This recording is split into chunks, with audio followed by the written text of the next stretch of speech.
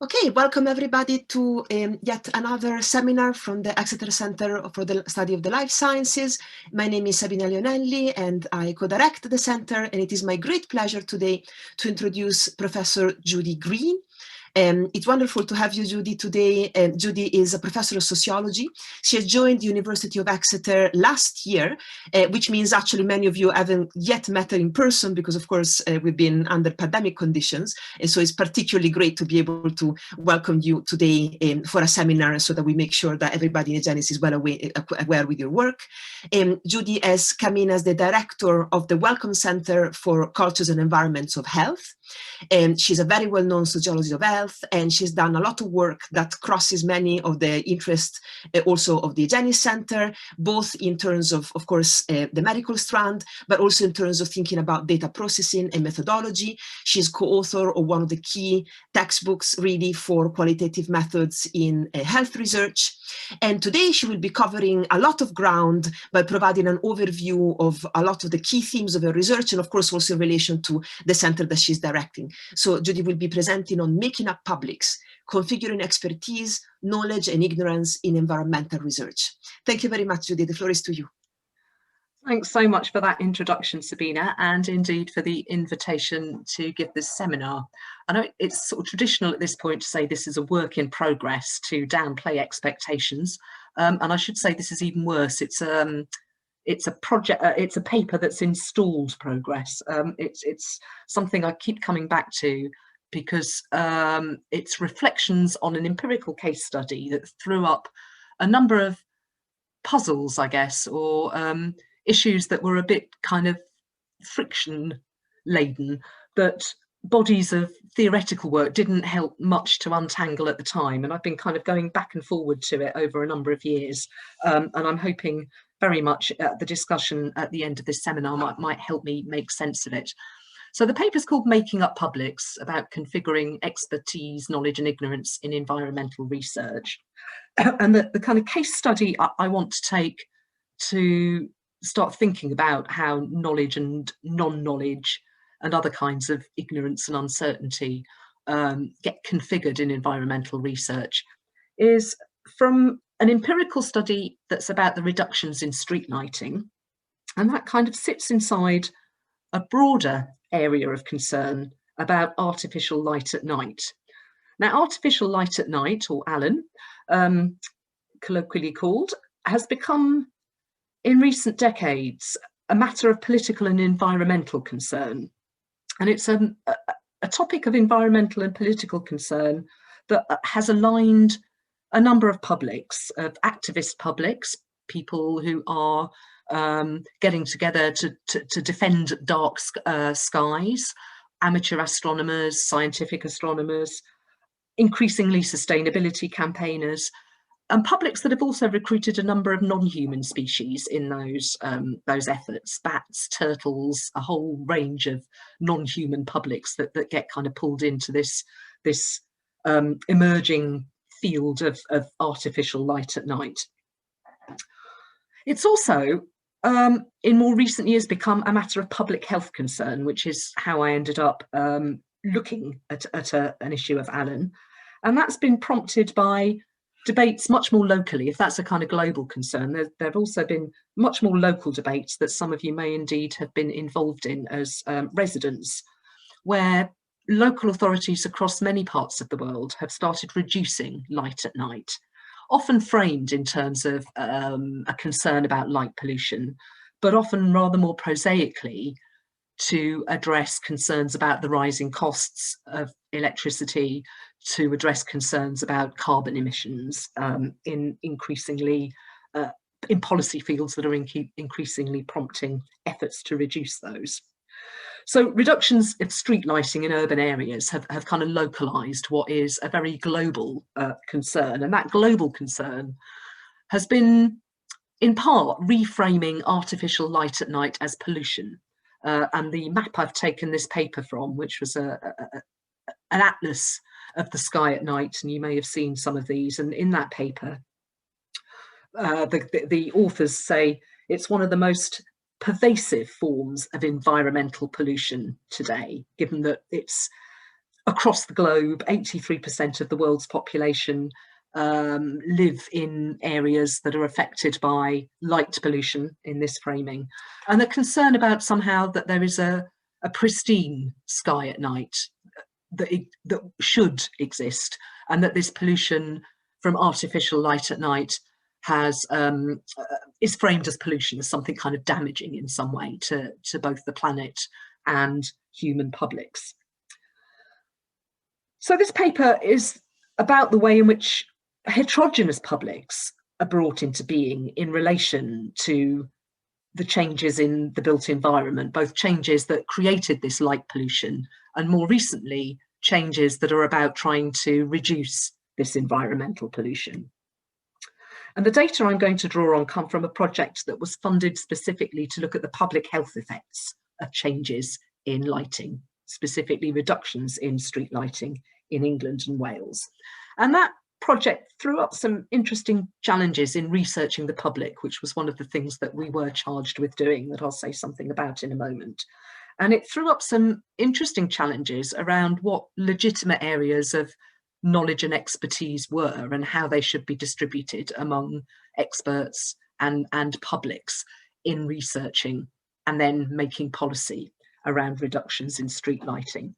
So just by way of context to the talk, I guess there's 4 bits that I probably ought to flag. One, I already have, this emerging interdisciplinary, multidisciplinary area of artificial light at night. It's been a catalyst for a very vibrant multidisciplinary field. There's a conference now called ALAN that's in its 7th year.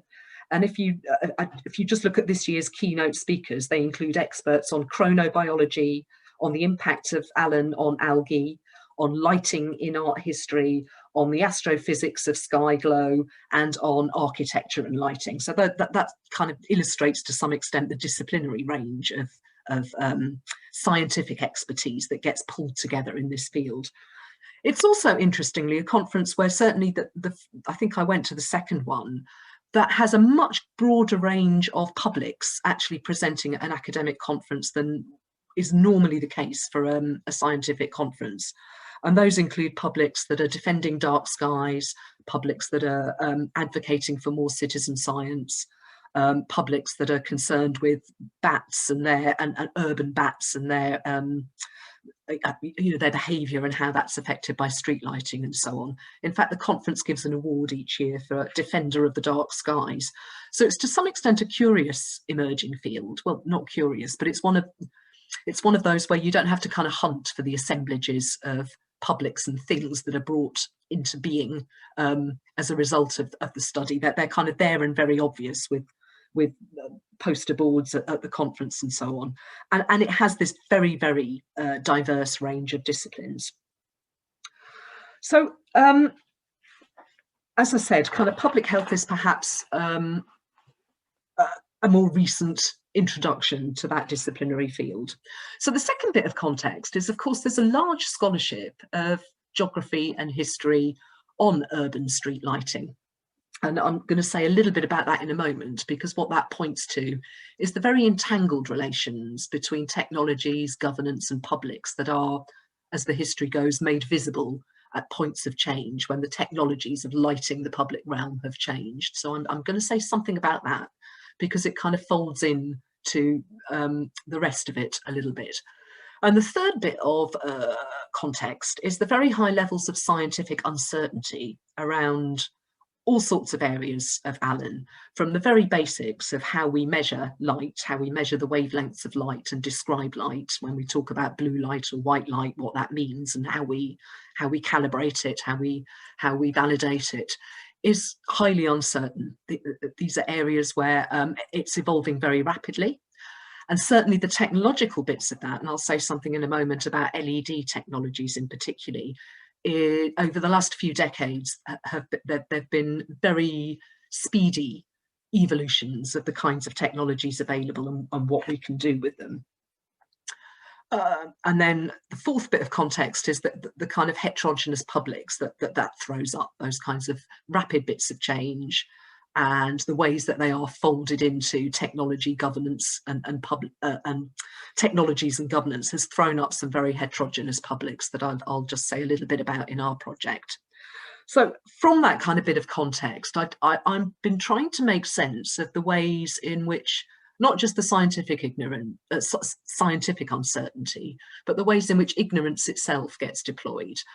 And by that, I don't mean strategically. I know there's a whole body of scholarship on the strategic use of ignorance and uncertainty in relation to environmental pollution.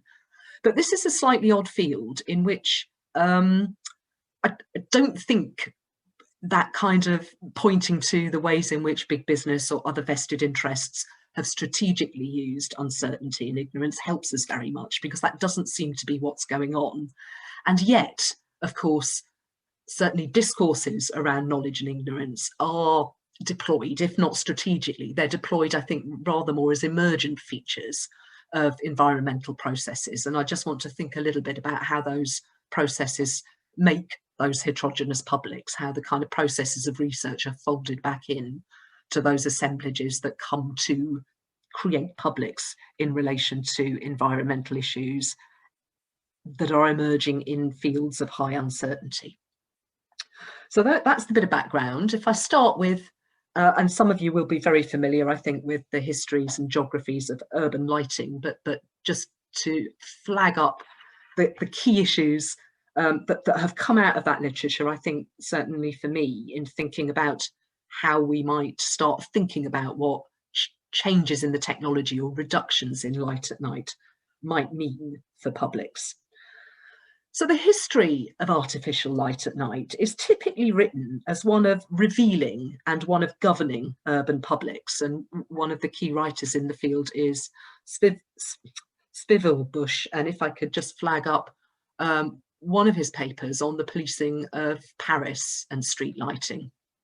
Spivelbush talks about the introduction of public lighting to the streets of Paris at the end of the 17th century, as the city administrations took over the provision of light at night from the obligations before then of individuals to light up the patch of public space in front of their house. In Paris, he says, unlike in London, these new lamps were placed in the centre of streets, not on poles sticking out of people's houses. And he argues that given the likely inefficiencies of that as a way of kind of lighting up the public realm, those candlelit lamps probably function not for illuminating hazards or wayfinding. They functioned largely symbolically to make manifest the power of the king to light up that public realm through literally making visible an urban streetscape at night, for making visible the kind of contours of a city. And of course, the publics within that. And he points to the Paris Revolution of 1830, which he writes was marked by frequent and celebrated destructions of those lanterns. And some of those, you know, are seen in popular culture from and about that time, where people destroy these lanterns as a way of kind of demonstrating opposition to the administration. And yet, says Spivelbush, by 1848, after the widespread introduction of gaslight, which is an entirely different technology that's centrally provided, those individual acts of damage were no longer so potent and were much less frequent. To dismantle a system of gaslighting required much more than dispersed and spontaneous rebellion. Once the technologies of street lighting had become centralised, it then became much, much harder to kind of attack on that kind of level, and it became sort of taken for granted as an element of the streetscape, of the streetscape. Indeed, since then, one might argue lighting has become largely framed as a public good, something our city administrations do as part of their demonstration of general competence. Being able to keep the urban realm lit at night becomes a kind of touchstone criteria of good governance. And that was perhaps, if I just kind of zip back to the 21st century, I guess one very striking example of that was, you may remember so years ago, Detroit went bankrupt, and much of the media coverage of the city's problems quoted this very same statistic. As it stands, 40% of Detroit's streetlights are broken. It takes on average an hour for the police to respond. Gang murders are carried out in vacant buildings. Now, the absence of street lighting could be equated with murder, and the failure of health services to respond to emergencies is perhaps indicative of the taken for grantedness they have, that it's only when they fail that people notice that it's just a part of the tacit expectations that your city would be providing that. Now, of course, city administrations historically have used that strategically. They've used the association of the provision of street lighting with good governance and the way it indicates a functioning modern city very strategically. And Samuel Martland is one person who's documented this. It so happens for South American cities in the early 19th century. And he talks about the way, and he's looking at Valparaiso, Santiago and La Plata, and he talks about the way in which these cities were early adopters of first gas lighting and then early adopters of electric lighting, as part of a very explicit attempt by the city administrators to position these South American cities as just as modern as those in the North American continent and Europe, and they kind of cited Paris and London and other cities as models to emulate. And he talks about the way in which La Plata, which is a planned city, introduced lighting as part of this model urban settlement in the 19th century, and notes that compared to other kinds of infrastructure that a city administration might want to put in, like good sewerage or public welfare or something, street lighting is relatively inexpensive, and yet it has this symbolic value, as at least it did in the 19th century, as symbolic of modernity and the ability of the city to govern. And again, of course, it doesn't just symbolize that economic success and power and modernity. It's also got this civilizing project behind it, whereby it creates security, it creates a visibility to the public, to literally make visible a functioning citywide authority. So there's this kind of theme about civilizing an unruly public, as well as bringing into being a public that can only exist once it's lit up. So if the centralised provision of light at night enacts city governance as an abstraction and makes visible its citizens as a collective, the provision of abundant and reliable light just becomes a public good. Light at night is just to be expected from any competent city administration, and should perhaps properly be the provision of and paid for by those local administrations. And when that starts fracturing, then things start unfolding a bit. And my next short historical example is more recent, and this is from Samantha Fox's work on Eisenhüttenstadt, which was formerly, again, a model city, the model East German city of Stalinstadt. Stalinstadt was founded in 1950 as a socialist utopia. And one of the kind of signifiers of the utopian socialist vision was the provision of abundant, very well-lit public sphere. So it was kind of the electric lighting in Stalinstadt was evidence of this kind of abundance of a socialist economy. Fox is looking at Eisenhüttenstadt in 2014 after reunification, at a point when, like many other urban administrations across Europe and other parts of the world, financial austerity and a German policy for reducing carbon emissions had meant that the city government was starting to privatise some of that public provision of lighting. And she talks about the discomforts that threw up, the town hall meetings, the grumbling, about a charge of essentially a few euros for some of the residents in the city that would be made for this lighting. So the kind of cost of the lighting was being made explicit for the first time. And she talks about the way in which The introduction of a seemingly mundane and small annual charge to citizens surfaced those difficult borderlands between the public and the private. What should be public, what should be paid for by private citizens? And also around, of course, the nostalgia for the utopian collectives of decades past socialist era.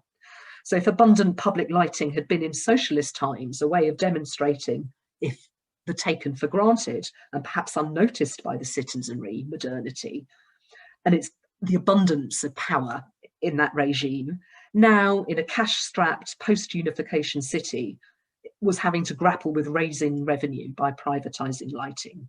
As Fox notes, infrastructures constitute a key point of interface between citizens and their government. And those interfaces are often visible only at these points of transformation, when those tacit understandings are surfaced and the relationships between citizens and administrations become kind of matters of concern rather than just matters that are taken as read. So my last historical example is just taken from Bulawayo in at the kind of turn of the last century.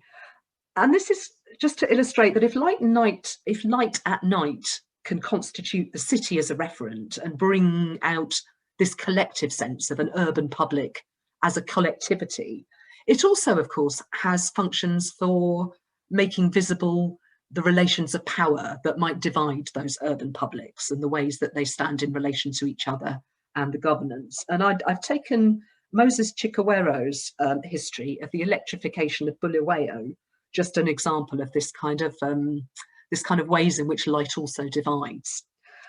Now, Chikawero's study is a nice one. It's called subalternating currents, and this is a field that really does generate people's metaphoric and punning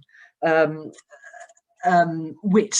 And mostly you ignore it, but I quite like subalternating currents. It's a great title for a paper, and he talks about the ways in which, and this is about kind of early colonial history in what was then Rhodesia, colonial Zimbabwe, where Bulawayo had a number of white settler residents, where the electrification of their private dwellings was heavily subsidised. So they were kind of modernised very rapidly as part of a kind of a shoring up of that kind of white settler residential area, whereas the black settlements were neglected. There was much less electrification. It was much more expensive. They weren't well done.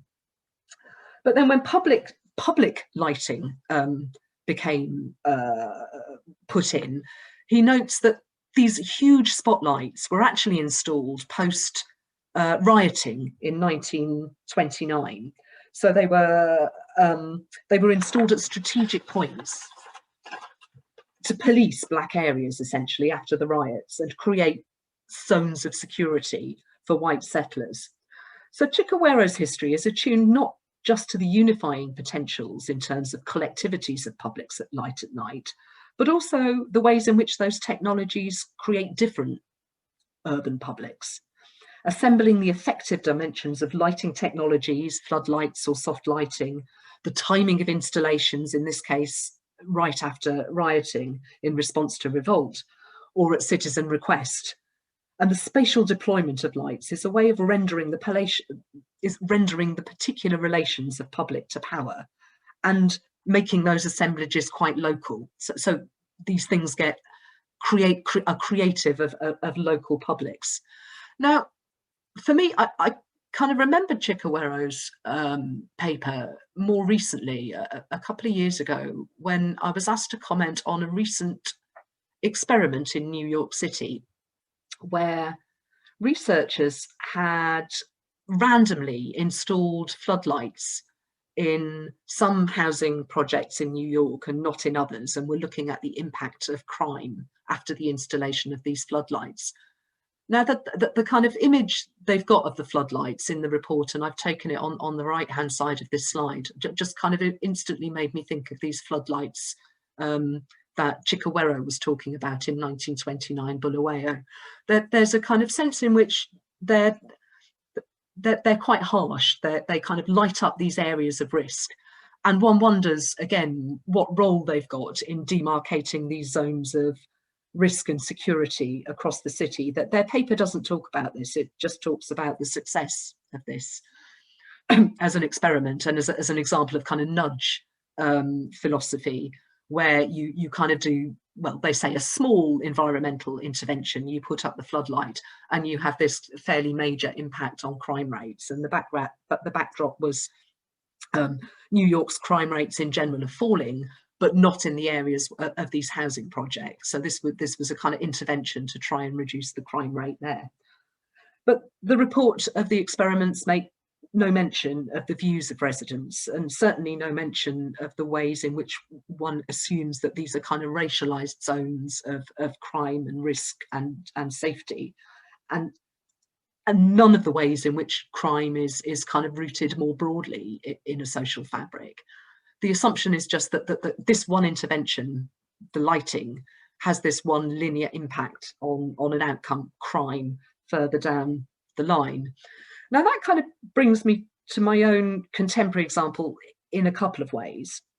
So if the researchers in New York City claim to have provided the first experimental evidence that increased light reduces crime, although that has been something that's often assumed in policy discourse, that and often it's what citizens want to increase their security. People ask for badly lit alleyways to be better lit, for areas that are with lots of foliage to be better lit, to increase that sense of security.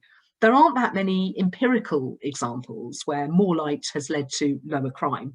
So the authors rightly claim it's one of the rare examples where they have demonstrated that empirically. Our study looked at the opposite. It looked at taking away lighting and what that did to crime, as well as other outcomes. Now, interestingly, we found that taking away lighting also reduced crime.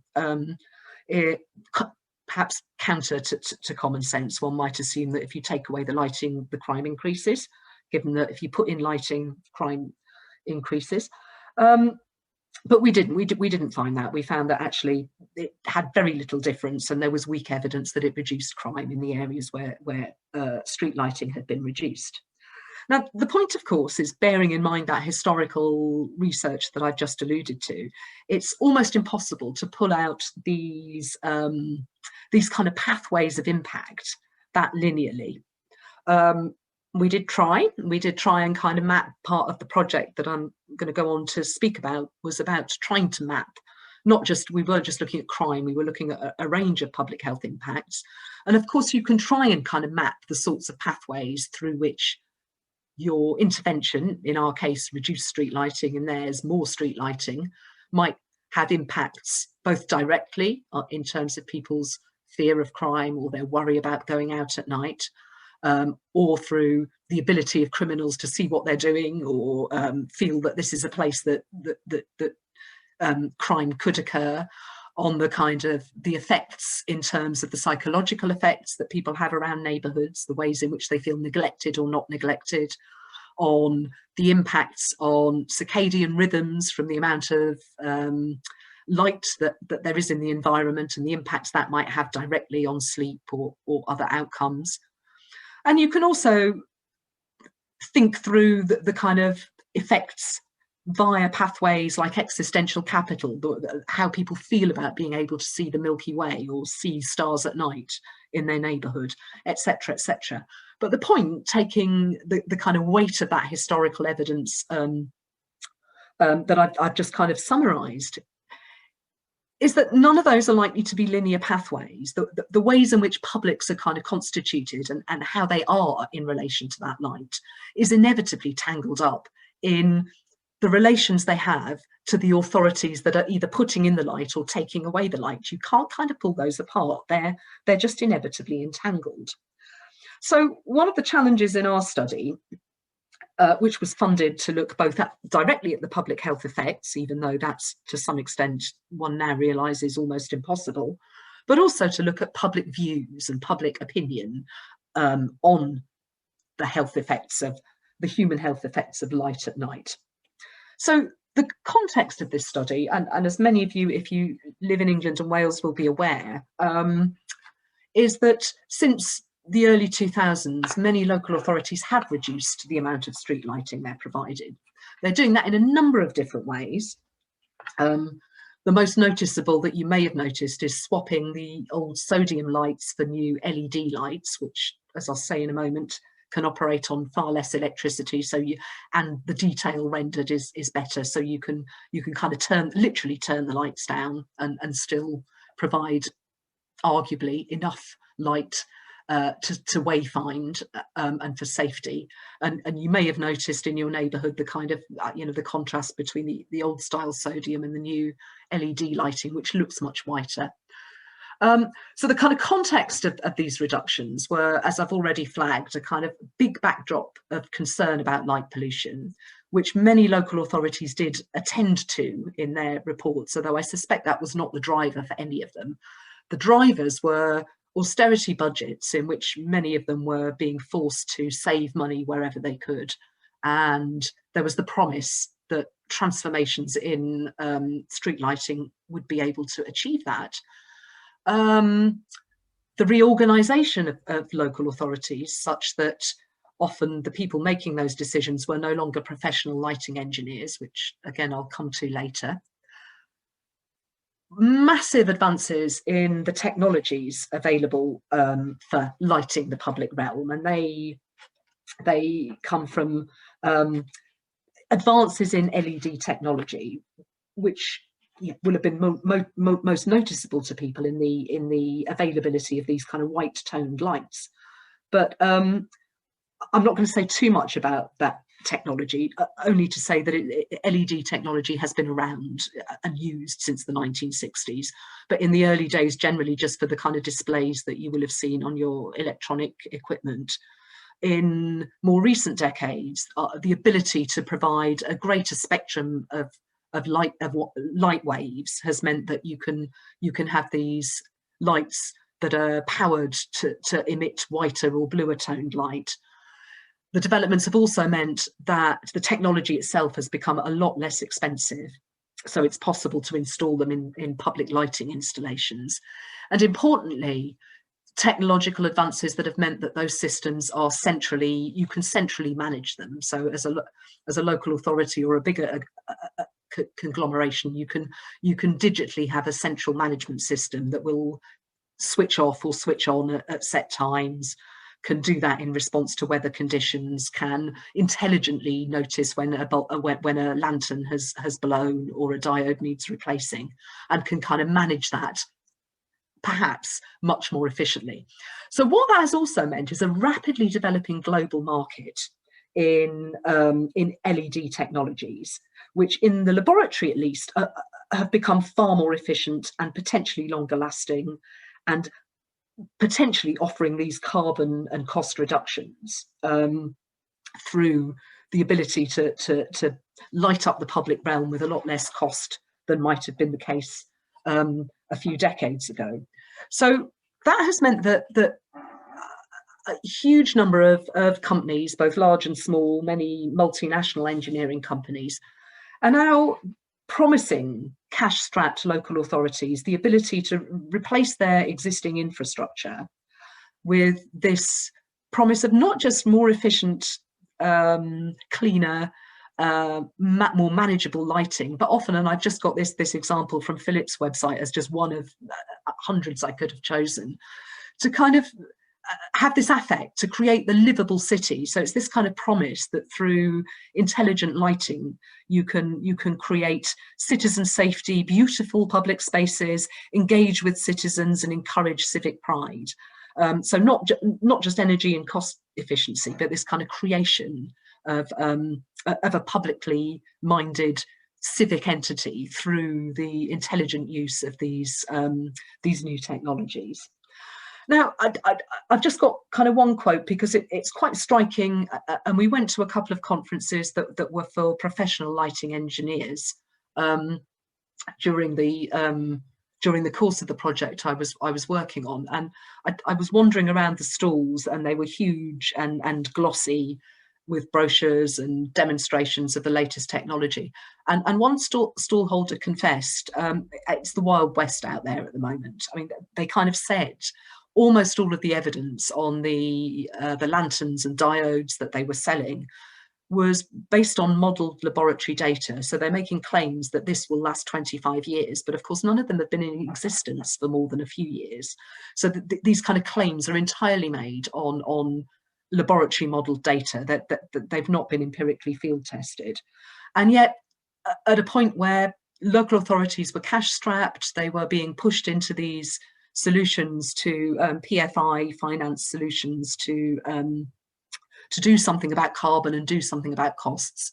This is obviously a very, very attractive promise to a local authority that will take the provision of public lighting off your hands. We can provide this route for a livable city that your residents will feel a pride in, and there's a kind of very vibrant market. Why does all that matter for my project? Well, it kind of mattered because those local authorities across England and Wales who were rapidly reducing their lighting also caused a little bit of public discomfort, or at least there was media coverage of public discomfort, and inevitably the Mail, for instance, headline, "Streetlights turned off despite safety fears." So there was uncertainty that was being voiced, at least in the public realm, about those reductions.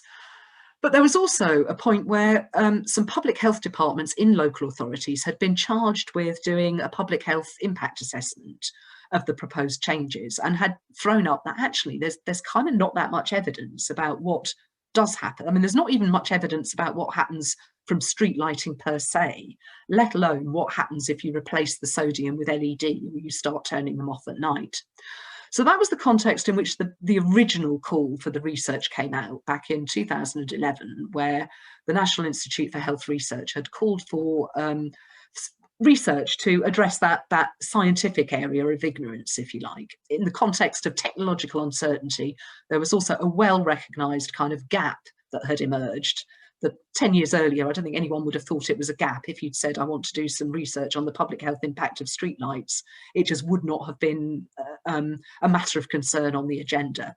But suddenly it was. So they commissioned a piece of research to look at public health outcomes, but also importantly for this, to look at public views about the reduction of street lighting in the public realm. In the context of, I should say, post that, there has been a bit of an explosion in research on the public health impact. So some of it has unearthed, for instance, again, it's all quite uncertain, the more light you have in your bedroom, the higher your risk of obesity or breast cancer. There's also been some research on the direct vectors of disease, studies from Mexico that look at areas with better street lighting have more vectors of Chagas disease, for instance. So that there has since then been a kind of, and also research on the impact of blue-toned LED light on optical health. So there has since then been a kind of small explosion in research, but at this point they were absolutely right that there was very, very little, and what there was highly contested. So this is a context in which there's a high level of scientific uncertainty. But they also, in the context of that, wanted some research done on public views. And that had a kind of awkwardness about it, because one of NIHR's principles is that all research has to be done kind of in consultation with the public. So you have to have some public engagement in your research.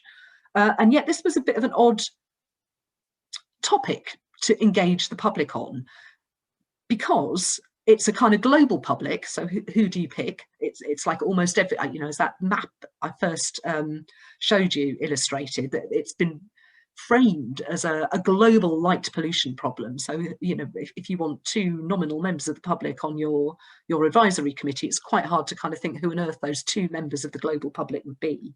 And yet locally, where we said our kind of plan A had been to do some action research with local authorities, where that would be our public engagement. So we'd be kind of working with local residents associations as they were consulting with the local authority to get a solution to their local lighting needs. Our funders said that that wouldn't work, because that was those publics had vested interests, and what they wanted was engagement and research with the real public, the public who had no vested interest. So we couldn't include the amateur astronomers. We couldn't include the people who were looking after bats in belfries. We couldn't include the people who were defending dark skies because they had this kind of vested interest. So they were already kind of excised as this kind of, pure public that NIHR were particularly interested in. Now, it's not my intention here to kind of point to the ironies of this kind of wish for a pure public. I really don't want to do that because I think that kind of our desire to try and accommodate, because I kind of get what they meant in some ways. It's like, is there a sense in which the public more generally are concerned about this issue? And if so, what is it? What is the unvoiced public concern that we might not be hearing here? So I kind of have a sort of sympathy for that, at the same time as recognizing the sheer impossibility of generating a public that has got no interest, because the moment you generate them, as I'll demonstrate, you've kind of got a vested interest. But in trying to accommodate that requirement, I think what we did was surface some of the ways in which publics get made, not just through the processes of knowledge production, but also through the demarcations that get made between ignorance and uncertainty and knowledge, and how they get deployed in contexts like this, where there's uncertain science and technology in a newish field, and in which the kind of credentials of who the real experts are is quite difficult to kind of pin down. So instead of the action research that we'd originally proposed, we in the end did the design of the public bit of this was a kind of rapid appraisal, where we did field work in a number of settings in 8 areas of England and Wales that had reduced their light at night.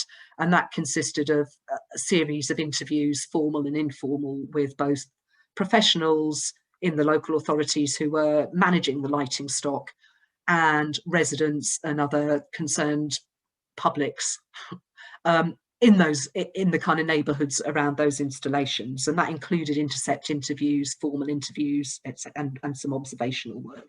And that's what I'm going to be drawing on for the rest of this talk, was that rapid appraisal that was done. Now, the first thing to say, and this is the bit that kind of prompted my puzzle originally in ignorance, is that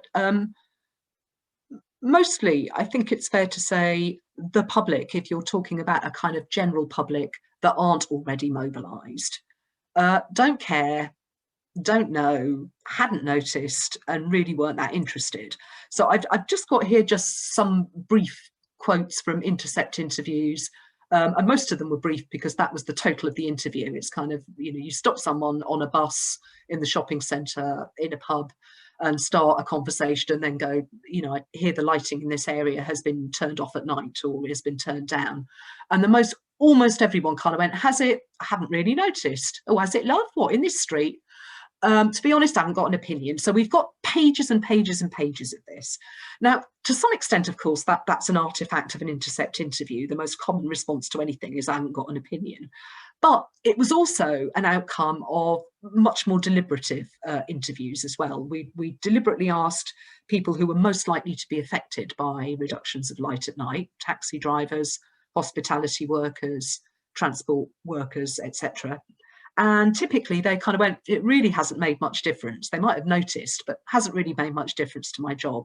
On a lot of prompting, they could pick up, oh, well, it's harder to see somebody's door at night or something. But mostly don't know, don't care, total disinterest. So that's perhaps not surprising. And I'm sure that's a kind of common finding, whatever environmental issue that you're, or indeed any other issue that you're talking about. If you end up kind of generating an interested public through the process of the research. And in fact, obviously we did that. If you do get people to stop and talk about street lighting, of course, they have a wealth of experiential knowledge, sophisticated accounts of the impacts, the affects of light at night and what it does and doesn't do. And I'm just going to illustrate that with one quote just from a young resident who at the beginning of the interview just went, that is a random topic. Why would anyone have an opinion on streetlights? And laughed. It's just kind of like, what on earth are you asking me of all the things you could ask me about? Like, why would I have an opinion? And of course, like most other participants in this piece of research, she went on to talk at huge and detailed, sophisticated length about the ways in which the different modes of lighting in her neighbourhood had different kinds of affect. the ways in which there were certain areas she'd get her parents to pick her up to give a lift because she didn't like walking to the bus stop, the ways in which people, they'd take torches into the park because they knew they shouldn't be there but wanted to light their way, etc. So there's this huge, very rich interview about this random topic that at first she's just laughing at the idea that somebody's really going to ask for her opinion on. And then the interviewer, the young people were done, the interviews were done by somebody closer their own age for various reasons. But the interviewer's field notes then at one point say, this respondent texted a few days later to say that she'd actually written to the council to complain about the lack of street lighting in her area. So to some extent, as is not unusual, the research rendered this person who was at first kind of random topic, nothing to say, this is not kind of what I am, I don't position myself as a public in relation to, had then seen herself, positioned herself as a public able to respond to that kind of topic. So the research processes, of course, surface tacit knowledge. They make visible things people knew but didn't know they knew, or at least they mobilize that knowledge in relation to particular roles, in this case, a role as a citizen of a particular local authority. And we generated a wealth of data on the multiple effects of light at night. So taking part in research creates publics in that very, very material, obvious way, but it also creates what could be called public knowledge from what are otherwise quite private thoughts. One kind of knowledge that came up only in one sort of method, only in one-to-one interviews, did people talk about their fear of the dark and the kinds of things that fear of the dark meant for them. This didn't come up at all when we had more deliberative forums like focus groups or were talking to residents associations. It came up as a concern about other people. People would say it's difficult for older people, or it's difficult for women, or it's difficult for others. But nobody in those more deliberative forums talked personally about the ways in which the dark made them feel and the fear that they felt in a dark urban space. And I've just got a couple of examples of that here. But what I want to flag is just that second one, I guess. Somebody saying, I'm embarrassed to tell. This is kind of shaming to some extent private knowledge. And as the young adult says at the end, yeah, and from her interview, it said something like, I'm meant to be past the point where I'm scared of the dark. This isn't becoming as an adult.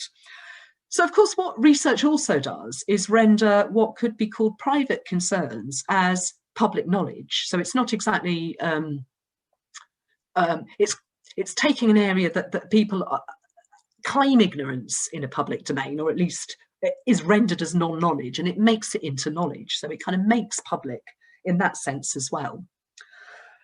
But I just want to turn back just briefly to the ways in which I think there's a legitimacy to not knowing, and a legitimacy for that kind of those screeds of data where people just say, haven't got an opinion, I don't know, and I don't care. And that is the ways in which knowledge is delegated properly to others. And it's first of all delegated to technoscience, in a kind of broadest sense, in that people are interested and they want to know about things like street lighting, but they want to know in that kind of sense in which there's a wonder at the advances of technology. They don't have to know how it works. They don't have to know, understand what its affect is. There's this kind of wonder in the not knowing. And just one example here, in the middle of a focus group between 3 teachers who'd actually given up their break to come and talk to us. One of them said, it was the reason I came was because she'd been so impressed by having, first of all, seen a TV documentary about some new lighting installations, and then had actually driven past one on her way to through Sheffield, and she talks about the blue light, the flat shower heads, and talks about the ways in which she'd understood these save money, but they're really expensive to put in. And she kind of went on, about the kind of in some depth about the kind of wonder of this technological advance, that you could have something that lit up the space but didn't pollute the night sky. And again, my second small example of that, the kind of ways in which technical knowledge is delegated to properly to, it's assumed that someone else knows about this. And yet what you're concerned about is not the technical issues or the pollution issues. What you're concerned about is something else. And for this woman, it was the affect of the kind of technology. And she actually says, I've no idea how they're powered. You hear maybe it's solar charged, they're not. I've no idea what the technology is.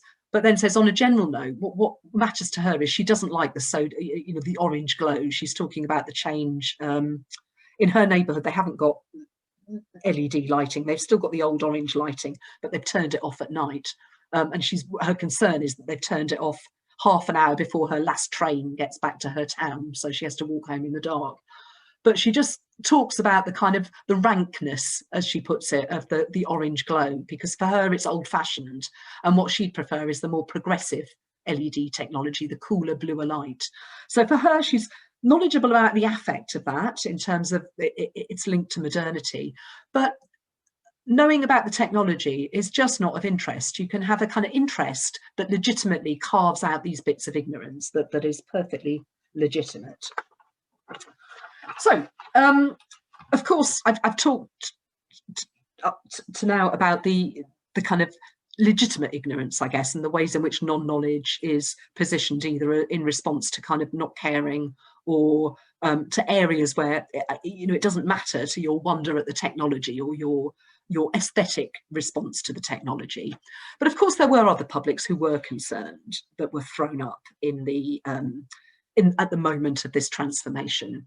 In some areas they could be called resigned, in that people were willing to come to a group discussion about the topic because they felt quite strongly, but not as activists. They kind of resigned to the fact that they weren't going to change it now. But and I've just got one focus group from another area of Hertfordshire, where neighbours on a residential estate where the lights were turned off at 12 were talking about the way that it just made them feel. And this residential estate was kind of just off the main road. So it felt geographically cut off from the town that was a little bit away. But they talked about the way in which it made them feel not part of the town. The fact that they weren't lit up at night when the high street was, made them feel as if they'd been neglected and pushed out and they weren't part of it. So again, it has kind of echoes of the ways in which public lighting still creates this collectivity, and taking it away can make residents feel that we're a bit of an island, we're cut off. So it kind of made them feel like that. So that's a kind of resigned public. The final kind of public bit I want to talk about is, of course, there were more resistant and activist publics. And I just want to give one small example from the fieldwork where we went to talk to one neighbourhood watch meeting, and the chair got in touch before the meeting and said, oh, there's somebody I want to invite because they've been very active locally, founding this Facebook campaign against reductions in street lighting across the county. Would you like him to come? Yes, please, that'd be great. So what's interesting is that at the beginning of the meeting, the chair is actually very knowledgeable about research design and kind of quizzes us on how we're going to account for confounders, how we're going to kind of account for the fact that crime's going down, for instance. How do we account for the fact people might not just be going out? That's why there aren't traffic accidents. So incredibly kind of expert to some extent on methodology. And then talks in a bit, he kind of goes, oh, I used to be an industrial chemist, so I'm kind of interested in methods. And of course, the methods you use are really different to the ones I'm used to.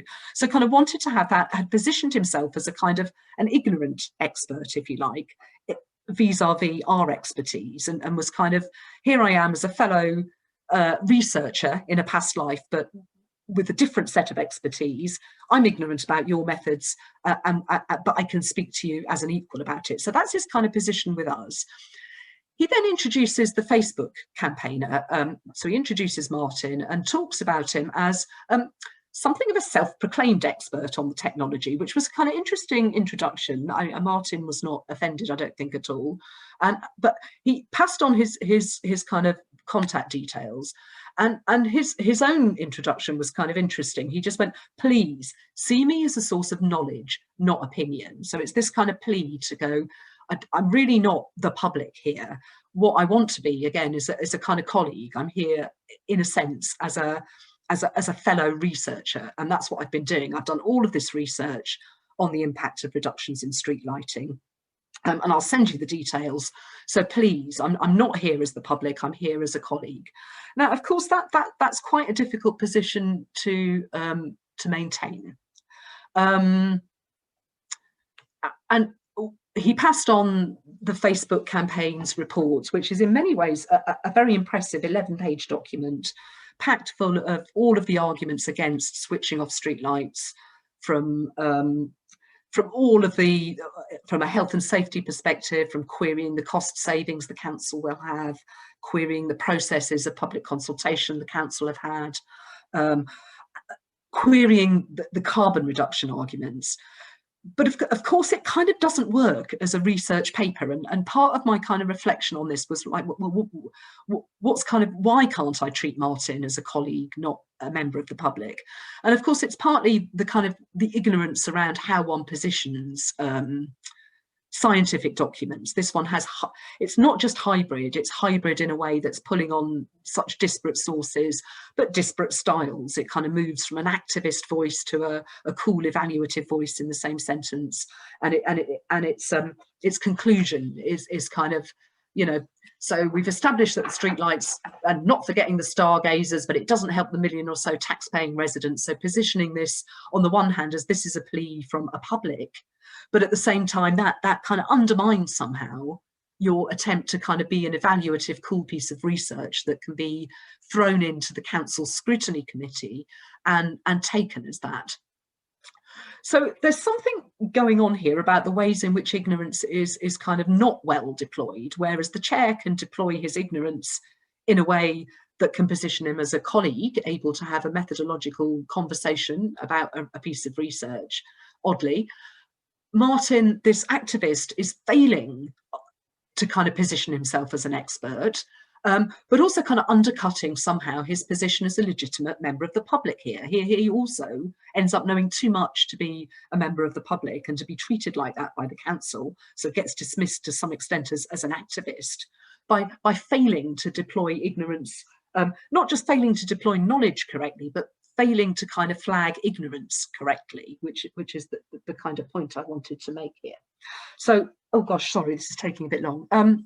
Let me just turn briefly to the kind of professionals who were the core part of this, really, who were either in some local authorities still professional lighting engineers. And the first thing to say about those professional lighting engineers is they are incredibly knowledgeable in a whole range of fields, and a whole range of quite specific fields.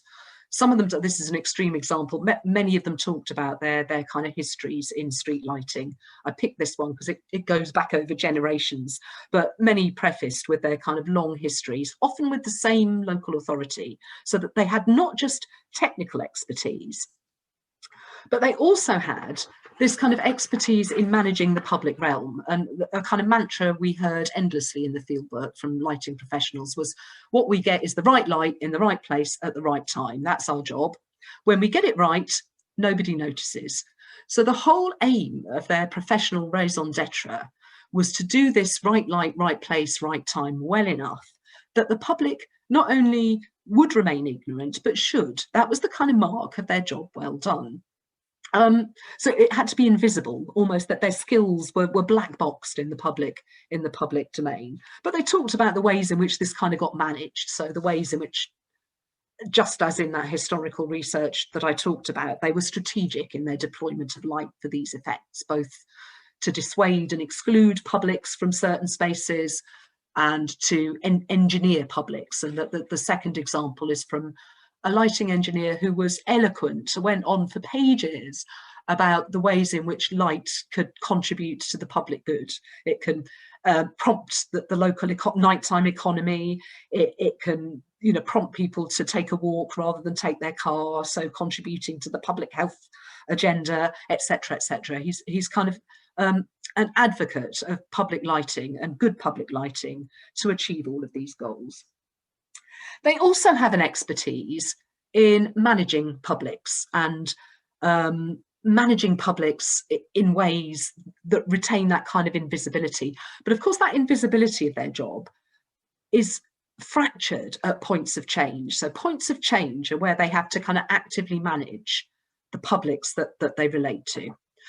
And most of the professionals we talked to were eloquent and I think thoughtful and careful about how they did that. And I've just got one example here of where they're reflecting on where it hadn't quite worked.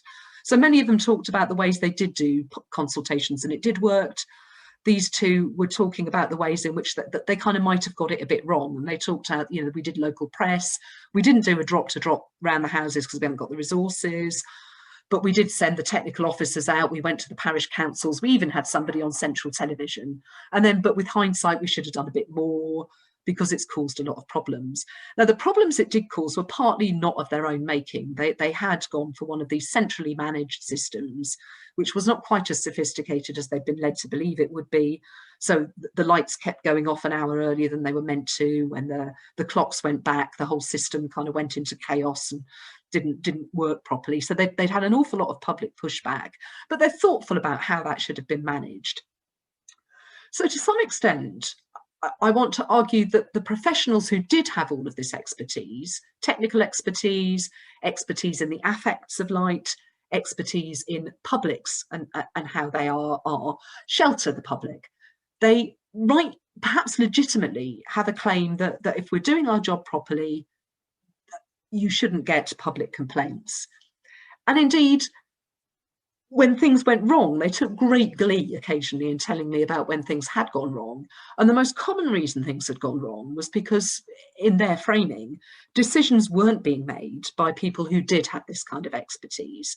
So these three are talking about an example from obviously another authority, not their own, which had gone down a PFI arrangement and kind of hived off the public sector lighting to a big company, and then had said the decision had been made by somebody in the council, not lighting engineering, on a purely financial concern. And the story went they were just going to switch every other light off. And what they had then was obviously marches, complaints to the town hall, marching on the council offices, and one says there were even a few anecdotes about vigilante electricians going and switching the lights back on again. So this story is told with great glee about a kind of an authority that had got it wrong because those with that expertise had not made the decision and hadn't been managing that process. So they say when it's handled well, there's a bit of an acceptance. So this expertise, which gets deployed in their framing to shelter the public from a rampant authority and to shelter the authority from a public that might be quite cross when things go wrong, of course gets unsettled at this point of transformation. And it gets unsettled not just because of the technological uncertainties of the new LED technologies, but because that also surfaces a number of other uncertainties about what the social impacts of those technologies are. And I'm just going to give a couple of examples. There were some areas in London where they hadn't gone for LED, and partly because professional lighting engineers just weren't certain enough about what the effects of those would be. That's partly things I've flagged up already. As one said, there isn't a common platform at the moment. It's constantly changing. So, you know, how do I know that if I put all this in, by the time I want to replace the diode in 10 years' time, there's still the same fitting? Or how do I know if I've got things on a 20-year maintenance kit, how do I know that's sustainable? Because, you know, you don't know how long these different components are going to last. It's all very well somebody selling you a lantern that will last that long, but you don't know about the other components. You also don't know, you know, various other technical things that are just unknown. So they weren't prepared to kind of take this risk.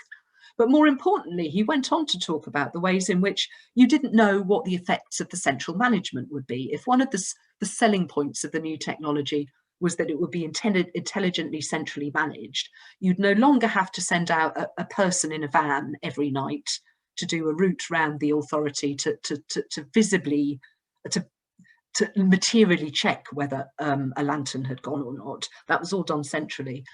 He just kind of went on to say, but how do we know that that's not part of why the public trusts us, that we're kind of visible, we're visibly going around there? That's part of what we do.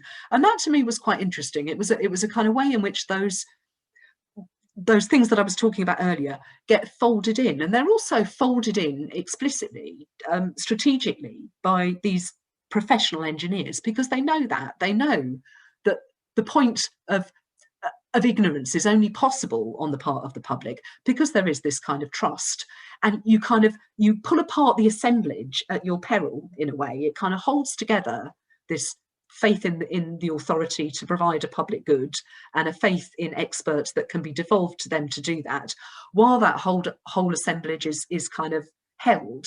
The moment you kind of start pulling that apart, for instance, introducing this new technology, which has a whole lot of other ramifications, you have no idea what will happen. You can kind of predict, but you can't know. And that uncertainty was enough for him to kind of push back. But in areas where they hadn't been able to push back, this bunch of experts, this cadre of professional experts, is now kind of no longer able to do that. So if I try and pull these threads together, sorry, that was a kind of long wind through of a number of bits of ways in which ignorance and knowledge gets folded together. What I've suggested is first of all, of course, artificial light at night has become, over the last couple of decades, a matter of political, environmental, and more recently public health concerns, as urban administrations seek to reduce their carbon emissions and costs by largely using emergent LED and smart technologies to manage their stock of street lighting. Those changes have come about in part from a backdrop of a global public that's been mobilised around light pollution. And yet they've also generated a very heterogeneous set of hyperlocal publics, where the taken for grantedness of light at night and public administrations providing that has sometimes been disrupted by these new technologies, the networks of diodes, luminaires, control systems, electricity distribution, companies, markets, local authority commissioners, has kind of come unstuck. And what that's done is it has thrown up these very heterogeneous publics. And I've flagged up some of those. Some of them are don't know, don't care. Some of them are kind of resistant or resigned. Others are have a range of kind of relations in respect to the authority. I've also suggested something about the ways in which the research process itself, by investigating public views of environmental research, we end up kind of having a role in making those publics, both in direct ways and indirectly through rendering the kind of private knowledges as public knowledge. But my first set of conclusions is, I guess, sort of more normative, really, and it's speaking to a body of work on democracy, publics, and knowledge, in which public ignorance is often problematized. This kind of sense in which some of the scholarship on ignorance talks about the way it's used strategically, and the ways in which publics have this experiential knowledge that should be brought in. But I'm also suggesting what gets less attended to is perhaps the legitimate spaces for ignorance, the spaces where publics are quite rightly sheltered by a cadre of experts who should and do take their interests into account in significant and caring ways. They care for those publics, where it might be legitimate to kind of just go, don't know, don't care. And the obligations on citizens to have opinions is perhaps an unreasonable one. And there are a number of ways in which that's true. So from that, I'm suggesting that the challenge for a kind of question of democratic publics is probably one of sheltering techno-scientific expertise, so it sounds a bit old-fashioned, rather than fostering new methods for mobilising publics or obliging them to be knowledgeable. So that's a normative kind of thread that I've been thinking through. Secondly, that there is this kind of question more theoretically, I guess, about how we conceptualise ignorance and its deployment in these kinds of fields where everybody is a public, potentially. That there aren't it's quite hard to pull apart who the publics are that one should relate to. So first of all, like many others, light at night is an environmental issue that arises from, evokes and responds to, in many explicit ways, a global public. This is a kind of a problem that's presented as a planetary issue of environmental pollution. And those publics are inevitably entangled in issue formation. They're very evident, for instance, in Allen conferences, which includes activist publics as well as scientific engender. And yet, when those global issues get localised, that all falls apart a bit. It seems very difficult to kind of fold in public knowledge, because public knowledge and public expertise inevitably gets kind of constructed in ways, as I had in that example of the Facebook group, in ways that can't be utilised as at the same level as scientific or technical expertise, not because it's not credentialed or because it's not so solidified or black boxed, because that's not true of the scientific expertise either in this particular field, but somehow because it doesn't deploy ignorance properly. That seems to be the problem, right? It's not about the deployment of knowledge, it's about kind of demarcating the areas of ignorance in order to kind of make this case that your expertise has to be recognised. So finally, I've just kind of flagged up, and I need to unpick a bit more the ways in which research on environmental issues demarcates private and public knowledges and kind of makes those public. So marks out legitimate and illegitimate spheres of ignorance, which I think might be more important than spheres of knowledge, and in short, kind of makes these very heterogeneous publics. Thank you.